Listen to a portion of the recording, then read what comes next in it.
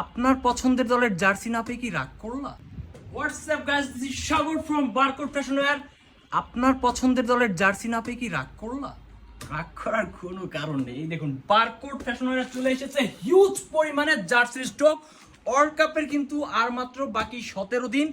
ঈদুল আজহা এবং world cup মিলিয়ে একটি জমজমাট ফেস্টিভ্যাল।